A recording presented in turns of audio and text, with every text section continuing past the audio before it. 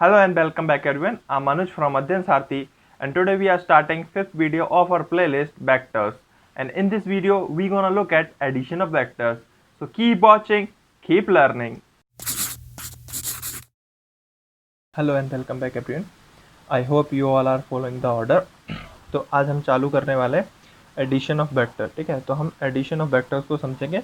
तो इस वीडियो में हम देखेंगे ट्राइंगल लॉ और पैरेललोग्राम लॉ और उसके कुछ स्पेशल केसेस. ठीक है, हम इतना देखेंगे. आगे आने वाले वीडियोस में मैं आपको थोड़ा पॉलीगॉन लॉ समराइज कर दूंगा. ठीक है, फिर उसके बाद हम एडिशन की कुछ प्रॉपर्टीज़ देखेंगे. फिर उसके बाद हम मल्टीप्लिकेशन और प्रोडक्ट्स पे मूव ऑन कर जाएंगे. ठीक है, तो हम ट्राइंगल लॉ से चालू ना करके पहले मैं एक क्वेश्चन लेता हूँ. जर्नल क्वेश्चन है जिसको आप बिना इनके कर सकते हैं. फिर उससे हम ट्राइंगल लॉ समझेंगे. ओके, सो हम क्वेश्चन को करते हैं और क्वेश्चंस को हिट कैसे करना है एग्जाम में उसको भी देखते हैं. ठीक है, तो स्टार्ट करते हैं. पहले हम केयरफुली क्वेश्चन को पढ़ते हैं. तो इसमें लिखा गया है a man starting from point O. ठीक है, तो एक आदमी है किसी पॉइंट ओ से स्टार्ट कर रहा है. तो हम सबसे पहले क्या करते हैं, उस पॉइंट ओ को ड्रॉ कर लेते हैं. It is the point O. Okay, point O draw कर लिया. Travels 3 kilometre in the east. Okay, so वो क्या कर रहा है, 3 किलोमीटर्स ईस्ट में जा रहा है. ओके, सो हमको सबसे पहले क्या करना है, जब भी कोई डायरेक्शंस लाइक या फिर एक्स डायरेक्शन, वाई डायरेक्शन या फिर दिशा आ जाती है like east west north south, तो सबसे पहले हमें फिक्स करना होता है कि हम किस डायरेक्शन को ईस्ट नॉर्थ ये से मानेंगे. Obviously you can only fix north, तो उससे ऑटोमेटिकली बाकी सब फिक्स हो जाते हैं. चलो हम फिक्स कर लेते हैं. तो हम टॉप को मानेंगे नॉर्थ, तो उससे automatically this will become south, this will become east and this will become west. Okay, so ये हमारे स्टैंडर्ड्स हो गए अभी के हिसाब से और हम इन्हीं के हिसाब से चलेंगे. Okay, so now see afterwards. So उसने क्या किया, ओ से स्टार्ट किया और 3 किलोमीटर ईस्ट गया. तो ईस्ट किधर है, इधर. तो हम 2 3 लगभग इतना, this is 3 kilometre towards east हो गया. फिर क्या किया उसने, afterwards he starts travel 4 kilometre in the north. अब इसी पॉइंट से उसने क्या किया, नॉर्थ डायरेक्शन में 4 किलोमीटर गया.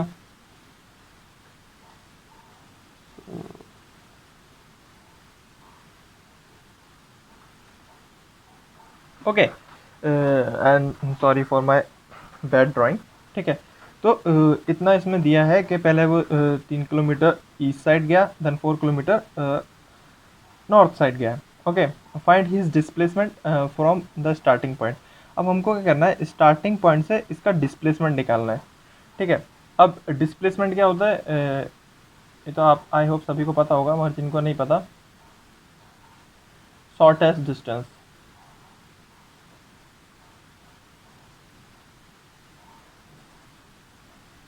between 2 points. Okay, so this is displacement.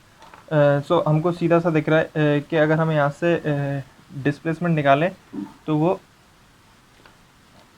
कुछ ये होगा.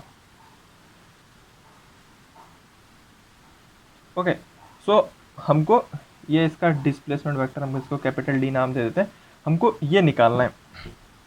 तो आपको सीधा सा दिख रहा है यार. ठीक है, ये कह रहा है 90 डिग्री है. ठीक है, हम यहाँ पे पाइथागोरस निकाल लगा सकते हैं. तो हम simply D square is equal, चलो इसको नाम दे देते हैं ओ ए बी. ठीक है, तो D square is equals to O A का स्क्वायर प्लस ए बी का स्क्वायर. ठीक है, टी स्क्वायर तो हमको निकालना है ना. ये कितना है 3, ये कितना है 4. ओके, तो आपको पता ही है यहाँ से टी आ जाएगा 5 किलोमीटर. अब आपको पता है यार कि डिस्प्लेसमेंट क्या होता है, वेक्टर क्वांटिटी. अगर आप मेरे को खाली ये लिख के दे दोगे तो मैं तो इसको गलत बोल दूंगा, क्योंकि मैं बता ही नहीं पाऊंगा. आपने बोला कि यहाँ से इसका डिस्प्लेसमेंट 5 किलोमीटर है, तो मैं तो 5 किलोमीटर किसी भी डायरेक्शन में चला गया और कह दूंगा यार मैं तो नहीं पहुंचा उस पॉइंट पे, आपने मुझे गलत बताया था. तो आपको डायरेक्शन भी बताना पड़ेगा, क्योंकि डिस्प्लेसमेंट क्या है, वेक्टर. ओके, तो अब डायरेक्शन कैसे बताएंगे? डायरेक्शन मान लीजिए ये कोई एंगल है थीटा, ठीक है, तो हम लिख लेंगे ten of theta. Ten of theta कितना हो जाएगा? ये होता क्या है, परपेंडिकुलर अपॉन बेस, तो ये हो जाएगा 4/3। तो थीटा आपका कितना हो जाएगा? Tan inverse 4/3। ओके, सो अब आपका डिस्प्लेसमेंट वेक्टर आ चुका है, विच इज़ उसका मैग्नीट्यूड है 5 kilometre and it is tan inverse 4/3। अब देखना, this is east, this is north, है ना, तो हम किस तरफ, हम ईस्ट से, हमने एंगल किस डायरेक्शन से लिया है? ईस्ट से, किसकी तरफ? नॉर्थ। तो ये क्या आ जाएगा? Tan inverse 4/3 north of east. Okay, तो आई होप आपको ये सवाल समझ में आएगा। तो ठीक है, अब हम आ जाते हैं ट्राइंगल लॉ पे। तो ट्राइंगल लॉ कुछ नहीं कहता, ट्राइंगल लॉ सिंपल सा, if two vectors are representing the two sides of a triangle, ठीक है, तो हमने जैसे ये वेक्टर लिया था O A vector, A B vector, if they are representing the two sides of a vector in the same manner, like इसका head, एक के हेड से एक का टेल जॉइंट है, then the third side of the triangle represent the resultant, ये resultant भी है इन दोनों का, ठीक है, represent the resultant of the two vectors. Okay, तो आई होप आपको अब ट्राइंगल लॉ क्लियरली समझ में आ गया होगा। Now guys let's move to the parallelogram law of vector addition. So ये क्या कहता है? If we draw two vectors A and B, A vector and B vector by coinciding tails, ठीक है, पहले क्या हो रहा था, हम हेड से टेल को ज्वाइन कर रहे थे, अब हम टेल से टेल को ज्वाइन कर रहे हैं, ठीक है, and taking these two as the adjacent side to complete parallelogram, ठीक है, तो क्या है, हम इन दोनों को ज्वाइन करके और इनको कंसिडर कर रहे हैं टू साइड्स ऑफ अ पैराग्राम, और फिर इनको मिला के इस पैराग्राम को कंप्लीट कर दे रहे हैं, ठीक है, then the diagonal through this the common point between them, the diagonal through the common point between them represent the resultant of these two vectors, ठीक है, तो इसको और इसको हम दो साइड्स मान रहे हैं पैलोग्राम की, ठीक है, और फिर इन दोनों को ऐड कर रहे हैं, तो इनका रिजल्टेंट इस पैलोग्राम का डायगोनल जो कि इन दोनों के कॉमन पॉइंट से निकल रहा है, ठीक है, वो इनका रिजल्टेंट देगा, ठीक है। चलो अब इसके लिए हमें ना एक फॉर्मूला ड्राइव कर लेते हैं।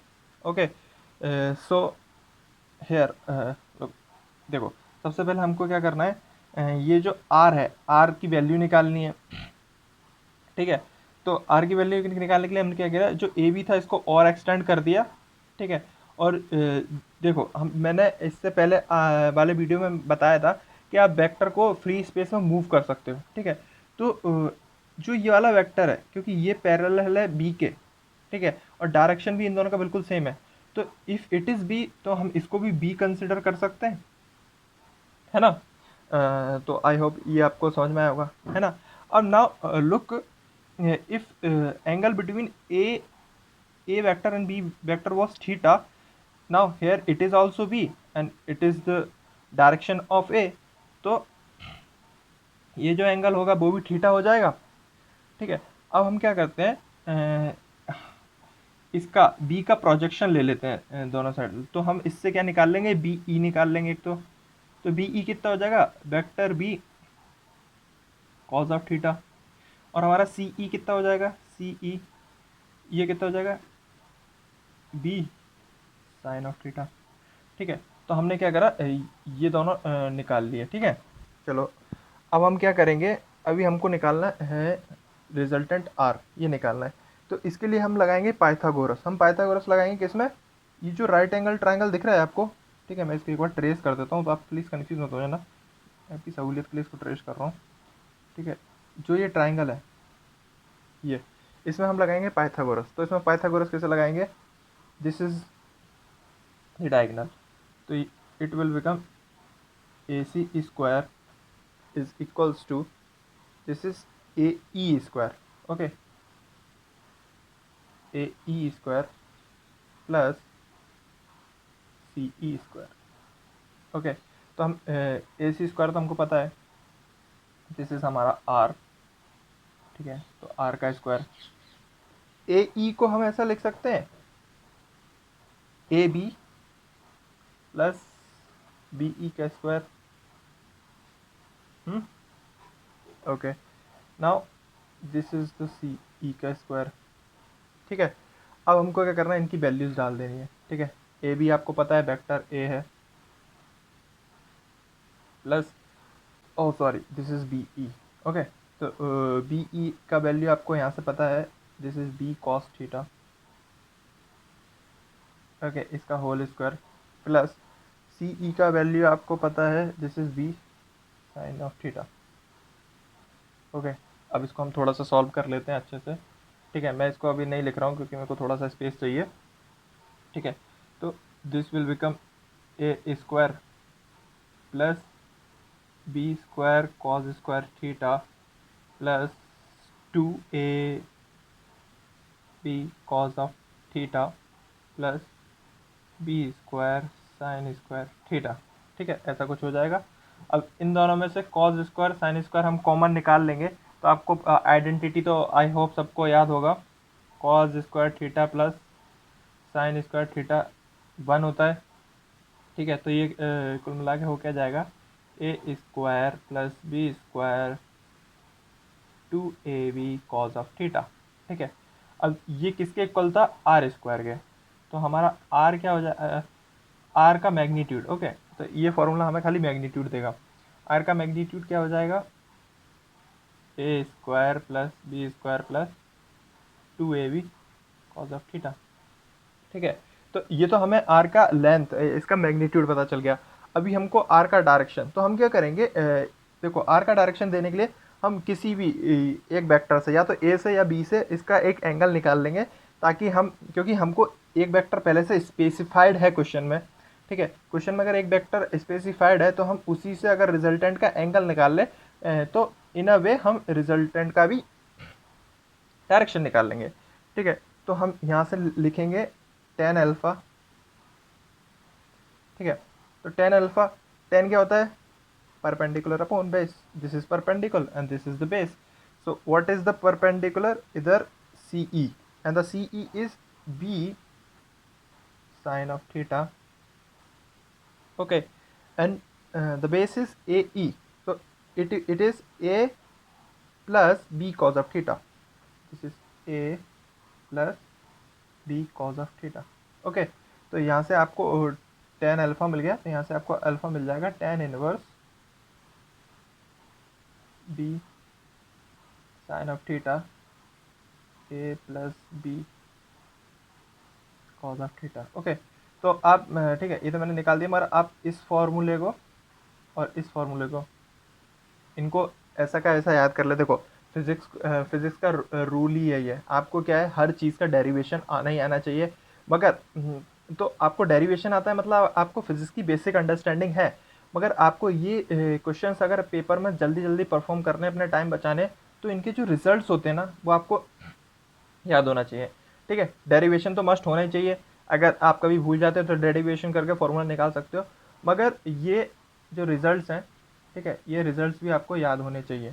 सो आई होप इनको आप याद करेंगे। Now let's come to the few special cases about our resultant. Okay, तो जो हमारा रिजल्टेंट था उसके उसके लेके हम कुछ स्पेशल केसेस देख लेते हैं। ठीक है, पहला केस क्या है, बहुत सिंपल सा है। If both vectors are same, जो हम दो वेक्टर्स ले रहे हैं एडिशन के लिए, उनका मैग्नीट्यूड सेम है। ठीक है, तो मैग्नीट्यूड सेम है मतलब ए इक्वल्स टू बी है। तो हमको क्या करना है, कुछ नहीं करना है, जहाँ जहाँ बी है उसकी जगह हम ए डाल देंगे। ठीक है, यार इस सेम की जगह कर लो इक्वल मैग्नीट्यूड। ठीक है, हम इक्वल मैग्नीट्यूड कर लिया, क्योंकि सेम आप कंफ्यूज कर सकते हैं इक्वल वेक्टर से। ठीक है, तो कुछ मत करो, उसमें उठा के ए डाल दो हर जगह। तो ए स्क्वायर था, बी की जगह डाल दिया फिर से ए स्क्वायर, टू ए तो पहले से था, फिर एक और ए कॉस ऑफ थीटा। ठीक है, तो ये क्या हो जाएगा, ए स्क्वायर सीधा ऐड हो जाएगा, ये जाएगा टू ए स्क्वायर, प्लस ये भी है two A square cos of theta, क्योंकि ये ए से मल्टीप्लाई हो गया तो ये हो गया। अब हम इसमें से क्या करेंगे, टू ए स्क्वायर कॉमन ले लिया, ये हो जाएगा one plus cos of theta. ठीक है, अब आपने बेसिक ट्रिग्नोमेट्री में पढ़ा ही होगा, जो हमने फिजिक्स के लिए करेंगे उसमें आप पढ़ेंगे कि 1 plus cos theta is equals to होता है 2 कॉस स्क्वायर थीटा बाई 2। ठीक है, तो हम इसको इसमें डालेंगे अगर, तो 2a square is equal to, okay, so this will become 4a square cos square theta by 2। ठीक है, अभी क्योंकि ये सब रूट में, तो ये आ जाएगा 2a cos of theta by 2। ठीक है, तो ये रिजल्ट है। अगर आप इसको सीधा याद करना चाहें तो कर लेना, वरना अगर एग्जाम में आता है तो आप सीधा ड्राइव भी कर सकते हैं। ठीक है, हम कुछ स्पेशल केसेस और देख लेते हैं। इफ़ थीटा इज 0, 90 डिग्री और 180 डिग्री। ठीक है, तो मैं 0 और 90 डिग्री मैं करके बता रहा हूँ, दिस इज पाई बाई 2। ठीक है, इसके लिए आपको खुद करना है। ठीक है, 180 डिग्री वाले के लिए आपको खुद करना है और बताना है। ठीक है, रिजल्ट क्या हो जाएंगे। ठीक है, तो सीधा सा हम पहले इसको लिखते हैं यहाँ पे, what is this, A square plus B square plus 2ab cos of theta.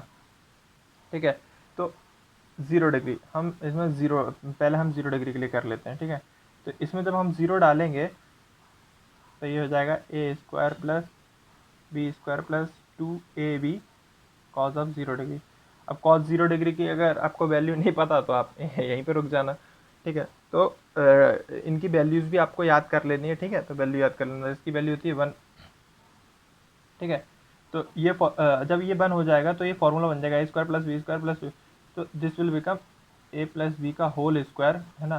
तो this will simply become a plus b, है ना। और जैसा कि आप लोगों को पता भी है कि अगर दोनों के बीच में, like if one vector A is like that and the second vector B is like that and both have the same direction, तो ये दोनों सिंपली ऐड हो जाएंगे। ठीक है, इसके लिए हमको कोई लॉ चाहिए भी नहीं, वही हमने यहाँ से ड्राइव किया। ठीक है, now we will see it for 90 degree. 90 degree के लिए कॉस थीटा की वैल्यू क्या होती है, आई होप आप सबको पता होगा। तो दिस इज 0। सो यहाँ पे जब हम 0 डालेंगे तो this whole term will become 0, तो this will become root of A square plus B square.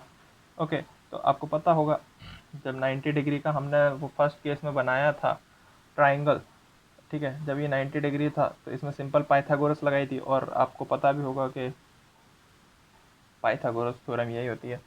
So I hope आपको इतना सब समझ में आया होगा। बची हुई प्लीज़ ये सवाल करके इसका कमेंट सेक्शन में आंसर देना, और बाकी चीज़ें हम नेक्स्ट वीडियो में कवर करेंगे। So I hope you like this video and make sure to like, share, subscribe our channel for more educational videos like this. Thank you everyone.